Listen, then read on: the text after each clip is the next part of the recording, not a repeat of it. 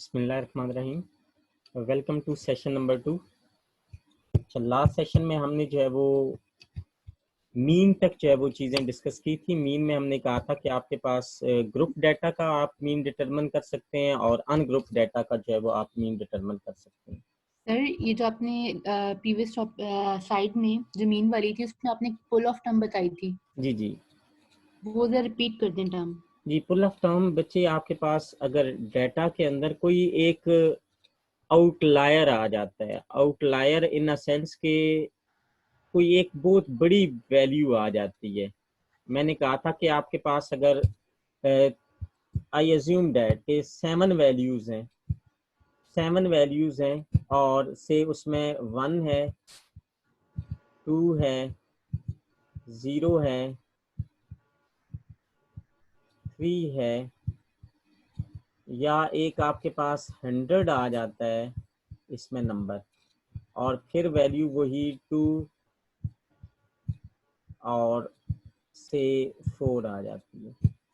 अब आप अगर देखें तो इसमें से ये 1 0 2 3 2 4 ये एक रेंज के अंदर है और ये एक लार्जर वैल्यू आ गई है,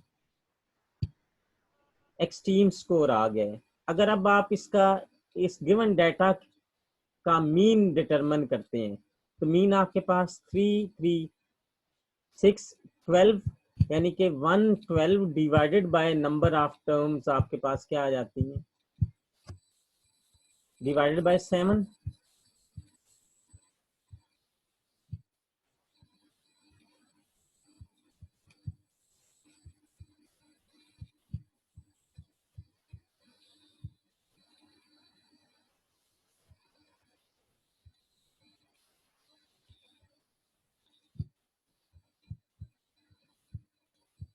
डिवाइडेड बाय आप जो है वो अगर 7 करते हैं इसको, तो आपके पास जो एवरेज स्कोर आता है वो अगर आप देखें तो 1 7 पॉइंट समथिंग आ जाता है आपके पास। तो जो मीन है एक्चुअली वो इस एक आउटलायर या एक्सट्रीम वैल्यू से की वजह से बेसिकली आपके पास that extreme value pull it off the centre. तो क्योंकि ऐसा ये जो एक आउटलायर या एक्सट्रीम वैल्यू आ जाती है वो आपके डाटा का जो मीन है उसको जो है वो शिफ्ट कर देती है outside the given data.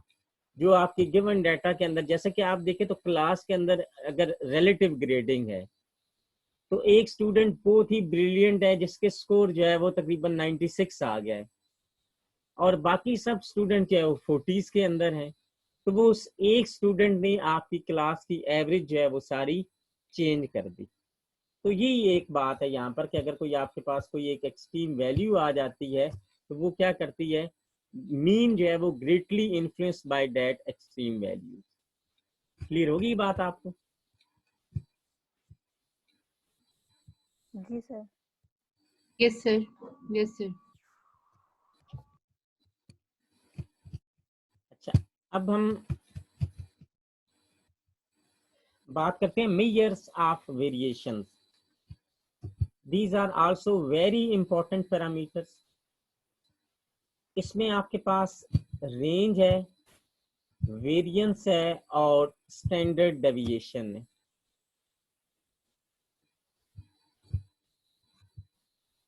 These measures indicate the variation or spread of the score in the distribution. जो आपके पास गिवन डिस्ट्रीब्यूशन है उसके स्प्रेड के बारे में जो इंफॉर्मेशन है वो आपको रेंज, वेरिएंस या स्टैंडर्ड डेविएशन जो है वो प्रोवाइड करती है। अब इसमें 1 बाय 1 इनको जो है वो देख लेते हैं।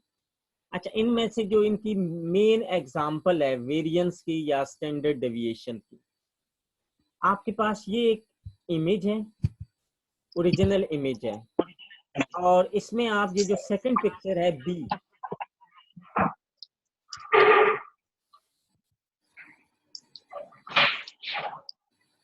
सेकंड आपके पास जो पिक्चर है बी, इसमें आपको नॉइज नजर आ रही है, mean black and white dots जो है वो आपको नजर आ रहे हैं।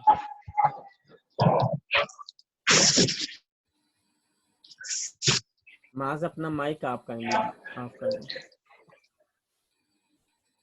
अच्छा, आपके पास अब ये ओरिजिनल इमेज है, इसकी क्वालिटी जो आपको जो है वो काफी बेटर जो है वो नजर आ रही है। अब अगर इसी इमेज के अंदर नॉइस इंसर्ट कर दी जाए तो ये आपके पास एक नॉइजी इमेज है। आपने अब नॉइस को अगर एस्टिमेट करना है तो नॉइस को एस्टिमेट करने का एक प्रोसीजर है कि आप जो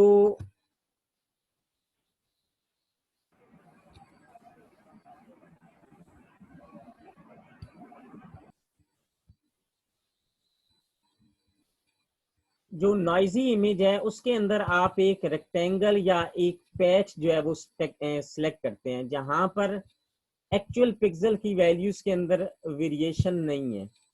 जैसे कि यहाँ देखें तो इमेज आपके पास ऑलमोस्ट स्मूथ है। आप अब इस रेक्टेंगल के अंदर जो भी पिक्सल्स की वैल्यूज आती हैं आप उसकी पीडीएफ जो है वो ड्रॉ करते हैं, probability density function.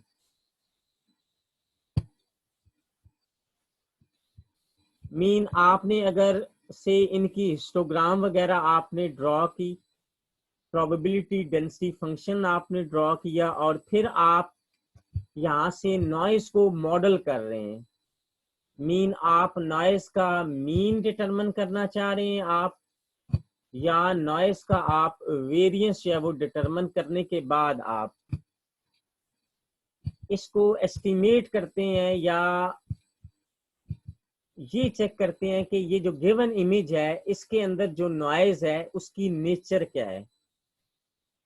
Based upon the nature of the noise आप जो है वो फिल्टर सेलेक्ट करते हैं कि आपने अरिथमेटिक मीन फिल्टर अप्लाई करना है, ज्योमेट्रिक मीन फिल्टर अप्लाई करना है, harmonic mean, Contra harmonic, median, max and मिन फिल्टर, मिड पॉइंट या अल्फा ट्रिम्ड मीन फिल्टर।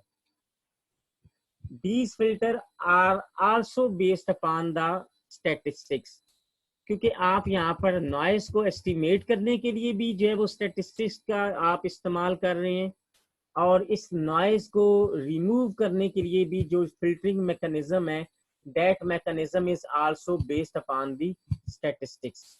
तो ये बेसिकली आपके पास इन्हीं पैरामीटर्स को आप जो है वो यूटिलाइज करते हैं। अच्छा, अब हम देखते हैं कि कैसे आप वेरिएंस को या स्टैंडर्ड डेविएशन को कैलकुलेट करते हैं। Standard deviation is the average amount of data differ from the mean. ये आपके को एक्चुअली स्प्रेड के बारे में इंफॉर्मेशन देता है कि डाटा आपका मीन वैल्यू से कितना जो है वो डिफर कर रहा है। ये आपके पास वेल नोन फार्मूलाज हैं। मीन की रिप्रेजेंटेशन जो है वो यूजुअली म्यू से की जाती है और आपके पास जो स्टैंडर्ड डेविएशन है, चलिए अगर हम बात करते हैं, पहले आपके पास ये वेरिएंस का फार्मूला है। इसमें आप हर डेटा सैंपल से मीन को आप जो है वो सब्ट्रैक्ट करते हैं और उसका आप स्क्वायर लेते हैं और तमाम वैल्यूज को आप सम करते हैं और divided by number of values, तो ये आपके पास वेरिएंस आ जाता है। Square root of the variance is known as standard deviation. जब आप स्क्वायर रूट लेते हैं वेरिएंस का तो आपके पास ये स्टैंडर्ड डेविएशन जो है वो आ जाती है। नेक्स्ट स्लाइड में आपको जो है वो इसके कंप्यूट करने का जो है वो प्रोसीजर बताए हुए है। Subtract the mean from each score, square the result, sum the square of all the data points divided by the total number of cases, या जितने भी आपके पास डेटा पॉइंट्स हैं आप उससे जो है वो डिवाइड जो है वो कर रहे हैं। इसमें किसी को कोई कंफ्यूजन है तो आप काइंडली पूछ सकते हैं अभी तक। No sir. अच्छा,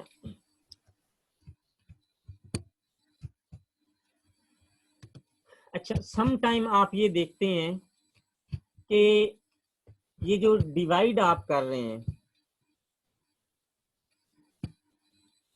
आप ये जो डिवाइड कर रहे हैं, सम टाइम आप देखते हैं कि यहाँ पर ये जो n की जगह आपको n-1 नजर आता है। अब यहाँ पर ये क्वेश्चन आता है कि Y n-1 instead of n। तो ये इस पर आप देखें तो आपको काफी फोरम के ऊपर जो है वो डिस्कशन नजर आएगी। एक्चुअली अगर तो आपका जो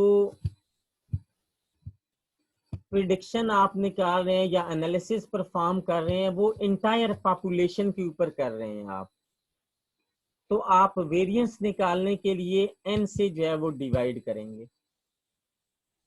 अगर आपने कुछ उसमें से सैंपल्स लिए हैं, कंप्लीट पॉपुलेशन को आपने अंडर कंसिडरेशन नहीं किया, बल्कि आपने उसमें से कुछ सैंपल्स जो है वो पिक किए हैं, तो उस केस के अंदर आप जो है वो डिवाइड करेंगे, या जो फार्मूला के अंदर आपके पास डिनोमिनेटर आ जाएगा वो आपके पास n-1 आ जाएगा।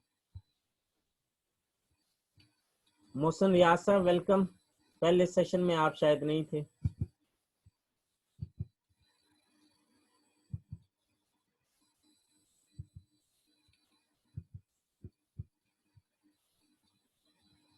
रशीदा आप 21 है, काइंडली इसका भी स्नैपशॉट आप ले लें। जी सर ले लिया। ले लिया, अच्छा।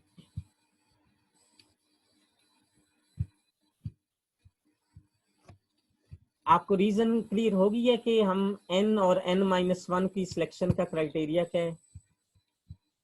सर अगर हम सैंपल को भी n से करें तो फर्क क्या पड़ेगा?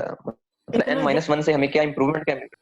नहीं, इतनी ज्यादा इम्प्रूवमेंट, हाँ स्मॉलर अगर आपके पास नंबर ऑफ सैंपल स्मॉल हैं वहां पर आपको जो है वो कुछ डिफरेंस नजर आएगा। लेकिन अगर आपके पास पॉपुलेशन बहुत बड़ी है और आपने जो नंबर ऑफ सैंपल उसमें से पिक किए हैं, तो उस केस में आपको कुछ डिफरेंस जो है वो नजर आता है। सर इसकी कोई एग्जांपल? जी बच्चे आप आगे देखें, अगर आपने से के आपके पास टोटल नंबर ऑफ जो सैंपल्स हैं 2 3 2, मीन आपके पास अगर जो सैंपल्स आपने पिक किए हैं उनकी वैल्यू, हम कहते हैं कि उनका जो काउंट है वो 3 है गिवन केस के अंदर,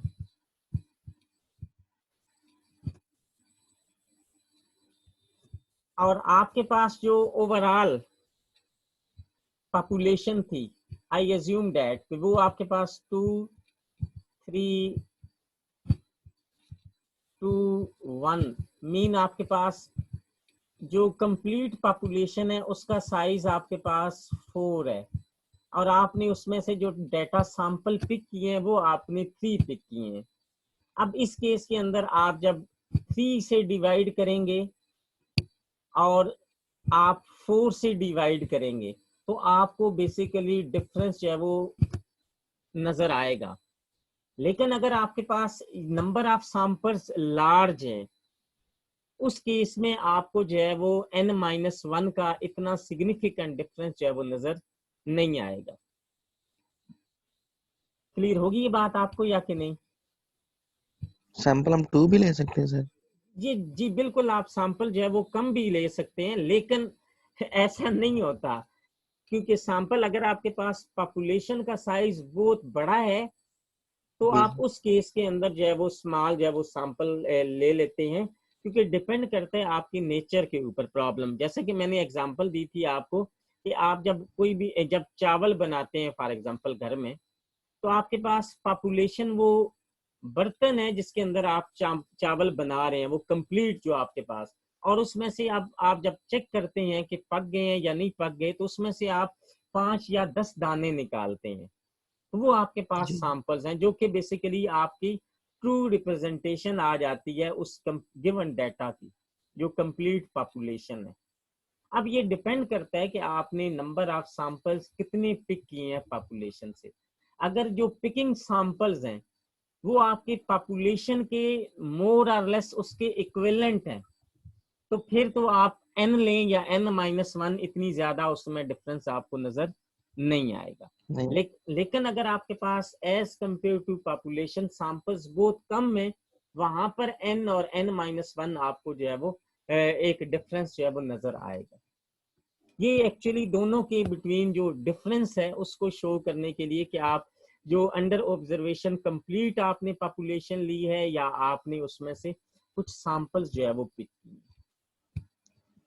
क्लियर है तो जी उसका बात? इफेक्ट क्या होगा सर? अगर हम सैंपल लेते हैं सर तो वो डिफरेंस नजर आता है तो उसका इफेक्ट क्या होगा? बच्चे ये इतना ज्यादा आपको उसका नजर नहीं आता, यानी कि इफेक्ट जो है वो n या n-1 से, लेकिन आपका जो बेसिकली देखें कि n आप जो है वो उस यानी कि जो गिवन केस है जी सर। इसने आपके पास उन दोनों को डिस्टिंग्विश करने के लिए बेसिकली n और n-1 जो है वो यूज किया गया है। ठीक हो गया। समझ आ रहा? ये इसने जी जो जी सर। वेरिएंस है आपको उसने ये इंफॉर्मेशन देती है कि ये जो गिवन डाटा है इसका स्प्रेड कितना है, कितनी वैल्यूज ऐसी हैं जो कि मीन से, अगर मीन से डेविएट कर रहा है आपका डाटा तो कितना उसके अंदर जो है वो डेविएशन है। फॉर एग्जांपल आपके पास अगर हम बात करते हैं कि ये एक नॉर्मल डिस्ट्रीब्यूशन है, इसमें ये आपका जो पीक आती है ये मीन वैल्यू पर आती है। आई अज्यूम दैट कि ये आपका मीन है और ये मीन से आपके पास यहाँ पर सबसे ज्यादा डेविएशन है। आई अज्यूम दैट ये आपके पास स्प्रेड है या उसकी डेविएशन है। एक आपके पास डिस्ट्रीब्यूशन कुछ यूं है,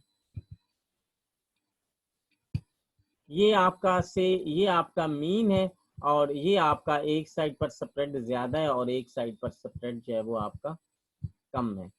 सिमेट्रिक, आई अज्यूम दैट कि ये सिमेट्रिक आपके पास जो है वो नहीं है।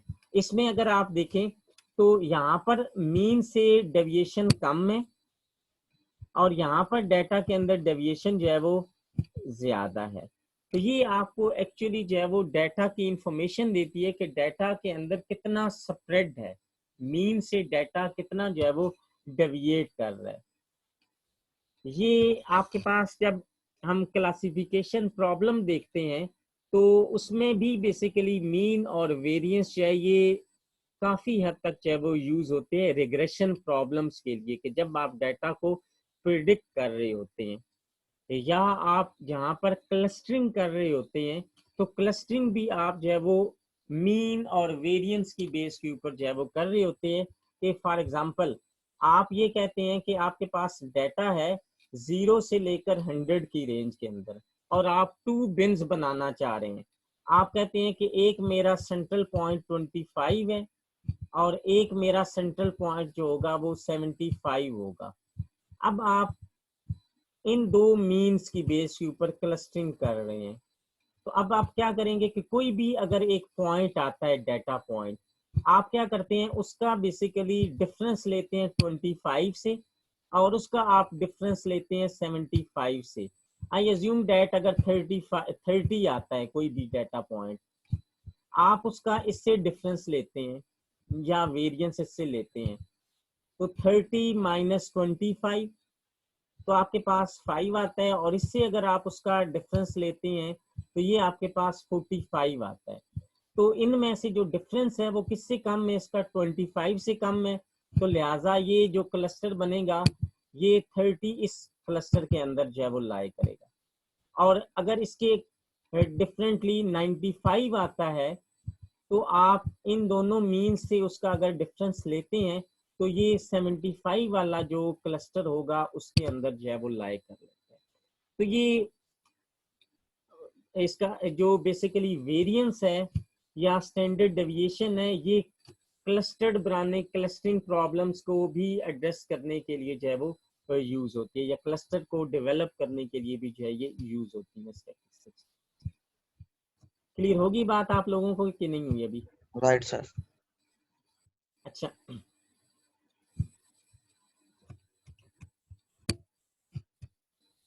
ये आपके पास एक एग्जांपल गिवन है कि इसमें आपके पास ये डाटा सैंपल है x है, यानी कि डाटा की वैल्यू 17 है, 16 है, 14, 10, 9, 6 है, और ये frequency of occurring data value, ये इस केस में अगर आप देखें तो 14 जो है वो 5 टाइम जो है वो अपीयर हुआ है गिवन डाटा के अंदर, और 16 जो है वो 4 टाइम अपीयर हुआ है,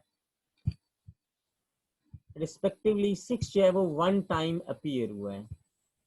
और यहाँ पर आपने गिवन डाटा को उसकी फ्रीक्वेंसी के साथ मल्टीप्लाई किया है कॉलम नंबर 3 में, मीन 17 मल्टीप्लाई बाय 2 34 आ जाएगा, और रिमेनिंग आपने वैल्यूज, और ये आपने इनका जो है वो सम ले लिया। यहाँ पर आपने डाटा का स्क्वायर ले लिया, और यहाँ पर आपके पास जो है वो f multiply by x square आपने कर लिया, जैसा कि यहाँ पर 289 को आपने 2 से मल्टीप्लाई कर लिया।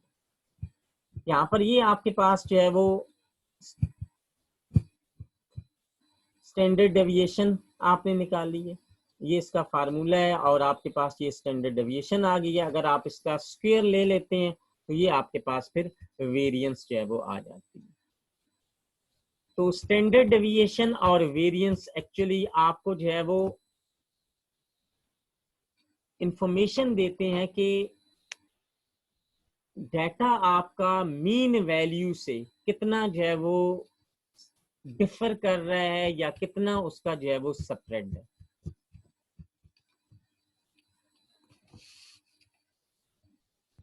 अच्छा, अब यहाँ पर एक चीज आती है स्टैंडर्ड डेविएशन एरर के पॉइंट ऑफ व्यू से, या standard error. Standard error is a standard deviation of a statistics used to estimate the population parameter. कि फॉर एग्जाम्पल आपने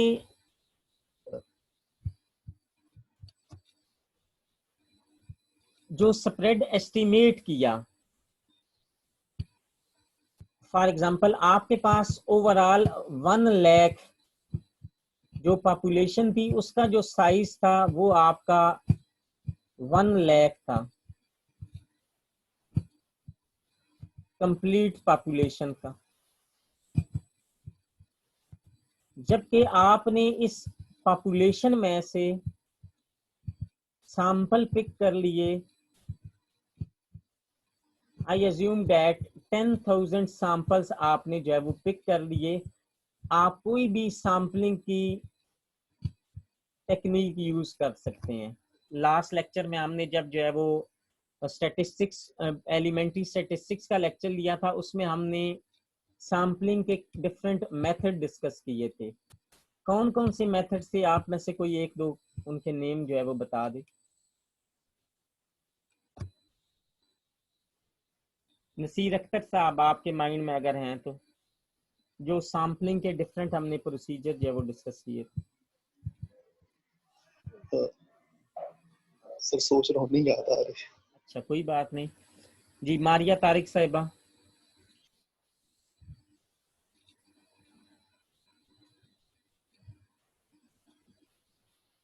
सर मैं बताऊं? जी जी, आप बता देंगे काइंडली। सर रैंडम होती है हमारे पास, सिस्टमैटिक, ये वाले पूछ रहे हैं आप? क्लस्टर जी के जी थ्रू कर ले सकते हैं जी हम, जी बिल्कुल, वेरी गुड। रैंडम है, कन्वीनियंस के थ्रू कर सकते हैं। जी जी रैंडम है, क्लस्टर है, सिस्टमैटिक है, स्ट्रेटिफाइड है, या कन्वीनियंस। जी, वेरी गुड।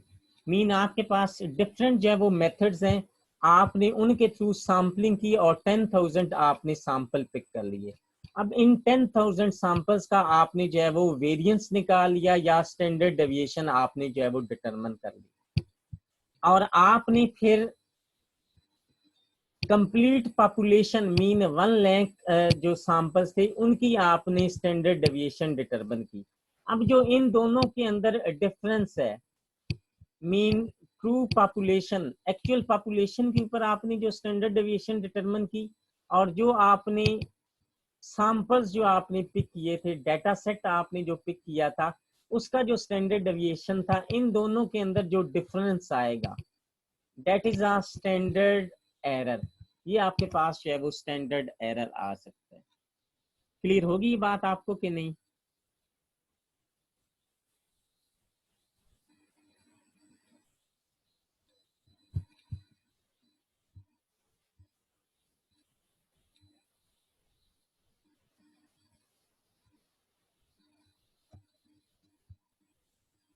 जी इसमें किसी को कोई कंफ्यूजन सर है? सर मतलब difference between n and n-1।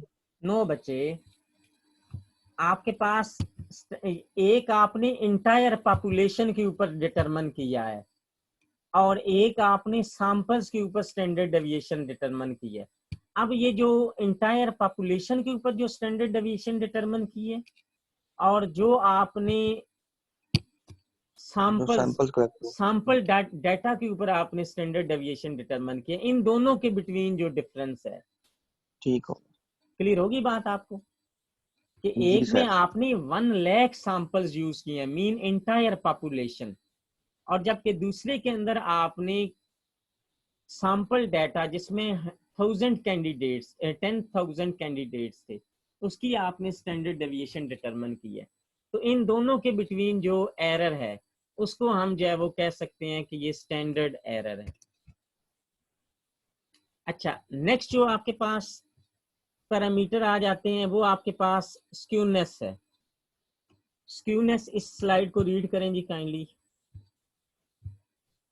कौन रह गया जी?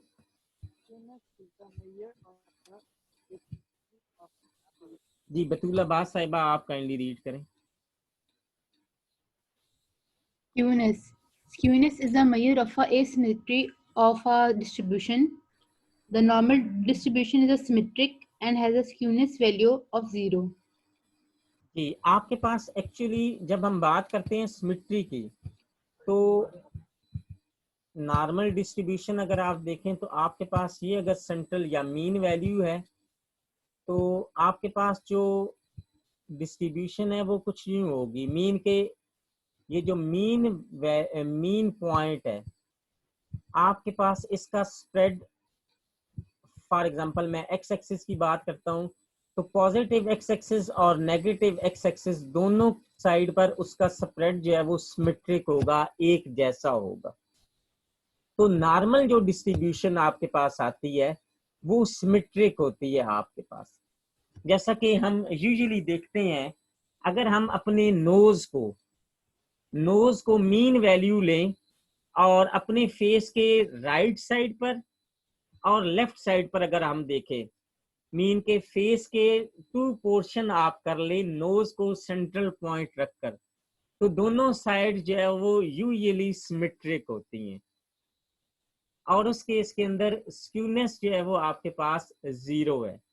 और अगर ऐसा नहीं है, चेहरा पिचका हुआ है, तो आपके दोनों जो साइड्स हैं, लेफ्ट और राइट जो फेस की साइड्स हैं, वो आपकी सिमेट्रिक अगर नहीं है तो स्क्यूनेस की वैल्यू जो है वो नॉन जीरो आ जाती है। जी सेकंड पॉइंट आप काइंडली रीड करें। A distribution with a significant positive skewness has a long right tail. जी अब आप देखें कि जी इसमें आप देखें तो ये आपके पास राइट साइड आ जाती है और ये आपके पास लेफ्ट साइड है। अब आपके पास अगर तो पॉजिटिव स्क्यूनेस है, it's mean and median are more positive than the mode. Negative skewness has a long left tail. Next slide में आपको ये चीज नजर आ जाती है। फॉर एग्जांपल ये आप देखिए, इसमें आपके पास ये आपका मीन है, आई अज्यूम दैट, या ये आपके पास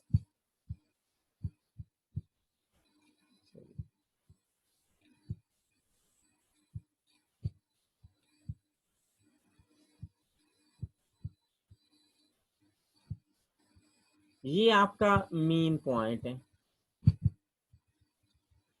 और जो टेल है वो आपको लेफ्ट साइड पर, मैंने अगर मेरे लिहाज से देखें तो ये लेफ्ट साइड बनती है, टेल आपकी लेफ्ट साइड पर है और जबकि आपके पास ज्यादातर जो स्प्रेड आ रहा है वो आप देखें तो राइट साइड पर जो है वो आ रहा है। यहाँ पर अगर आप देखें तो ये आपके पास ये मीन है, पीक आपकी जो है वो लेफ्ट साइड पर है, जबकि बाकी जो स्प्रेड है आपके पास वो आपका लेफ्ट साइड के ऊपर है। अब दोनों कर्व्स के अंदर अगर आप देखें, एक में पॉजिटिव स्क्यूनेस है और एक में नेगेटिव स्क्यूनेस है। दोनों केसेस के अंदर जो मीन है और स्टैंडर्ड डेविएशन है वो आपके पास सेम है, लेकिन आपके पास जो सिमेट्री है वो सिमेट्री सेम नहीं है। जैसे कि यहाँ देखिए, positive skewness mean and median are more positive than the mode. Negative skewness has a left long tail, while positive के केस के अंदर जो है वो लॉन्ग राइट टेल आपके पास जो है वो नजर आती है। इसमें कोई कंफ्यूजन है तो काइंडली आप डिस्कस कर सकते हैं।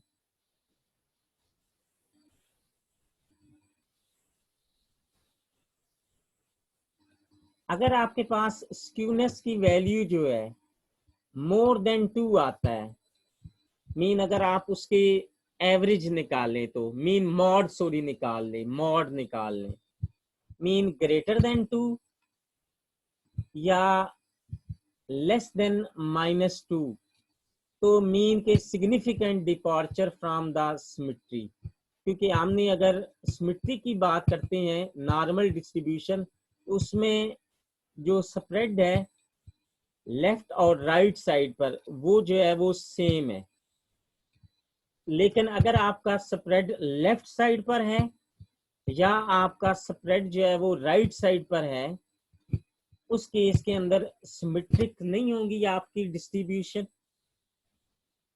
और अगर उसमें स्क्यूनेस की वैल्यू ग्रेटर देन +2 या लेस देन -2 है, उन दोनों केसेस के अंदर जो है वो सिग्निफिकेंट डिपार्चर होगा फ्रॉम द सिमेट्री। तो इसमें जो मेन एक पॉइंट है वो ये है, a normal distribution is symmetric and has a skewness value of 0। क्योंकि ऐसे पॉइंट आपके ऑब्जेक्टिव के लिहाज से काफी जो है वो इम्पोर्टेंट होते हैं, क्योंकि एग्जाम में अगर MCQs शॉर्ट क्वेश्चंस आते हैं तो ऐसे पॉइंट काफी जो है वो फ्रूटफुल होते हैं, माइंड में रखना।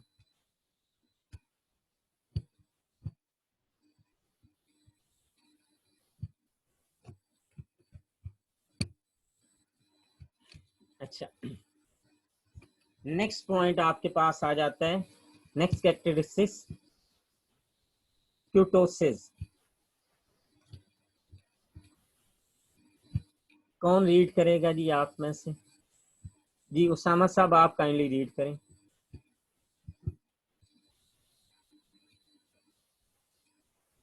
मैं करूं सर? जी मैं करूं? चलिए आप कर लें।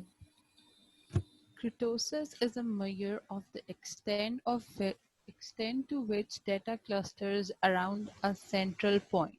For a normal distribution, the value of the kurtosis is 3.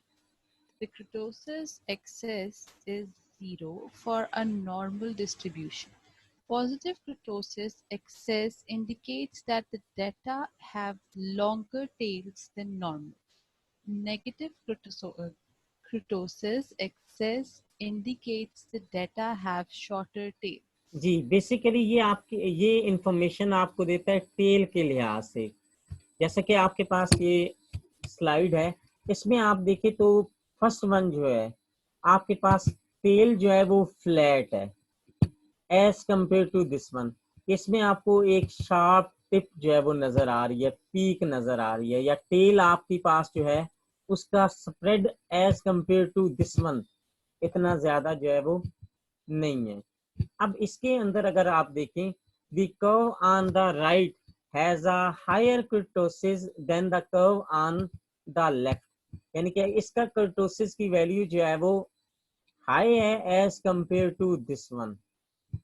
इसको हम जो है वो लिप्टोक्रियोटिक कहते हैं और इसको प्लेटिक्रियोटिक जो है वो कहते हैं।